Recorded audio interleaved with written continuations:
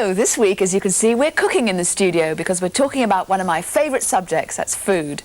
Now, I'm actually on a diet at the moment, but since we'll be preparing a cheap and delicious meal during the programme, I may just have to have a little lapse. Food itself has... And have become involved with the campaigning group Parents for Safe Food, who feel that more emphasis should be put on our children's health rather than on the commercial interests of big business.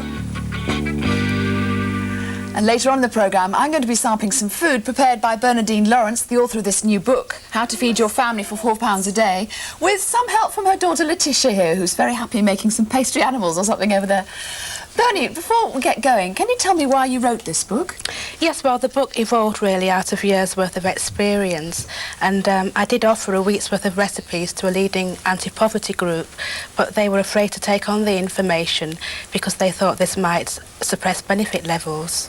In other words, you were going to be saying, keep benefits down because, look, you can manage on them. Well, yes, it's a terrible catch-22 situation, and at the same time, those at the bottom aren't able to make ends meet. And eventually, the British Nutrition Foundation became interested, and they contacted a publisher, and that's how the book came about. And, of course, it's come out of all your own experience, hasn't it? You were spending literally £4 a day to feed your kids and your whole family. Well, yes, because you didn't have any more. I had to learn very quick how to do this. Yes. So you genuinely spend £28 to £30 a week to feed your family of 6. What's a typical shopping basket hold then? Well, I go to my local supermarket and I buy things like whole wheat flour, wholemeal pastas, cheddar, red kidney beans, lentils, chicken, fish, eggs, and then from my local greengrocers I buy my fruit and veg, and because that works out much cheaper, yes. Well, you're an example to us all. What are you going to cook for us today? Well, today we're making a lentil flan, which, as you can guess, contains lentils. Yep, here they are, nicely cooked, yep. And sautéed grated carrots, onions and garlic. You sauté them for 10 minutes or so. Yep. And then you add the lentils and spice it up with salt and pepper. Smells great, yeah. Lemon juice, tomato puree. Yep. Add it to your flan base. Bake it for about 15 minutes and add some grated cheddar and melt that. Wonderful. I look forward to tasting it later. See you in a little while. See you. And I have to say there are some great recipes in here, costed down to the last penny. But of course, the cheapest food of all is mother's milk. It's also meant to be the best start that a mother can give her child.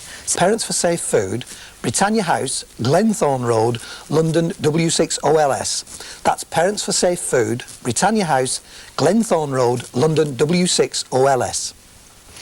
That campaign, Parents for Safe Food, I'm sure it's something that you would endorse, isn't it, Bernadine? Definitely. I think it's something that's well worthwhile, especially nowadays. You want to know exactly what you're feeding your children. Yeah. Well, as John said earlier, it's also quite difficult to read the labels sometimes to actually see what's in these foods, isn't it? And even if you can read the labels, you don't know what they mean. Yes, that's true. Anyway, we know what lentil flan means. Shall we have a look? Is it cooked Yes, yet? it should be. Better be. Let's have a look. Oh, yes. Oh, look at that. Looks like it. Looks terrific. Gloves on. Oh, yes. Yum, yum. So that's the cheese all melted on the top there? Yes, there it is. Now, how much does this particular recipe cost? Well, that costs £1.40 for everything. £1.40, and it's certainly a decent-sized flan and feed a family well, It will easily feed 6, yes. To full and bursting point. Well, that's something that occurred to me. Your book seems to be full of carbohydrate and, high-fibre food, but perhaps not particularly good for dieters like me? Well, if you are eating a high-fibre diet, you get rid of most of your wastes because your bowels are very regular. So from a dieter's point of view, it's very good. So it's not so bad, despite the fact all the fat in that cheese on the top there. Well, yes, we all need a certain amount of fat, so that should do you no harm at all. Another thing that's in your book, I notice, is bread features a great deal, doesn't it? I mean, you make your own bread. Yes, I do. Bread is at the hub of the diet, and it doesn't take much to make your own bread. It only takes 15 minutes to prepare it, and really it's far superior to shop-bought bread, and you know what's gone in it.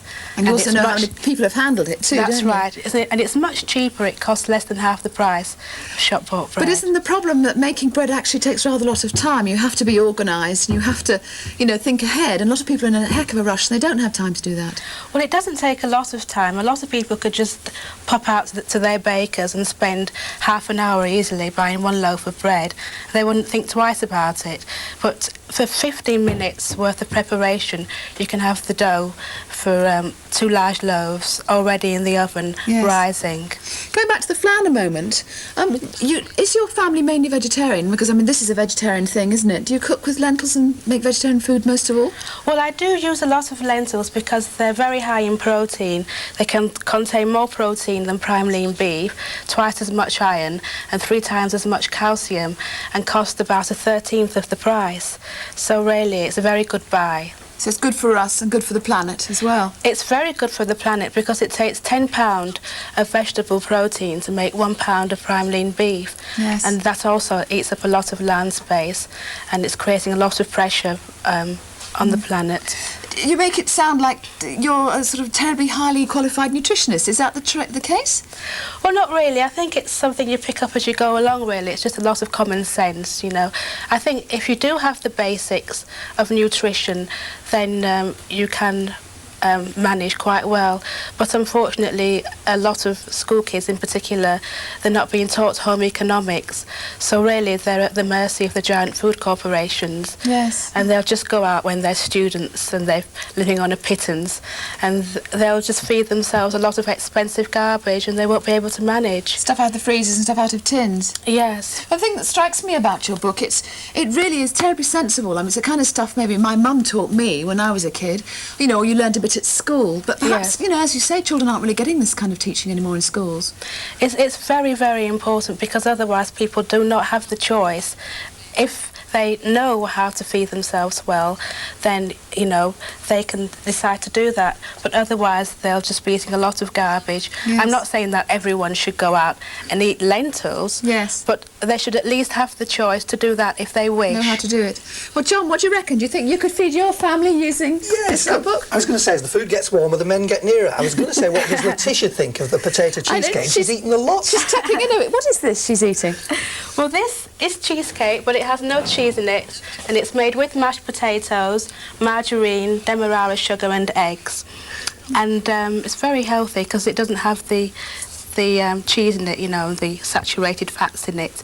And it costs just £1.38p. Brilliant. But where did you get the idea not to use cheese then? Well, if you're making your own cheesecake, it can work out quite expensive, you know, using double cream and things like that. So I thought, well, there must really be an alternative to this. And so I experimented with mashed potatoes. And it has the correct consistency, and Brilliant. it tastes awfully like cheesecake.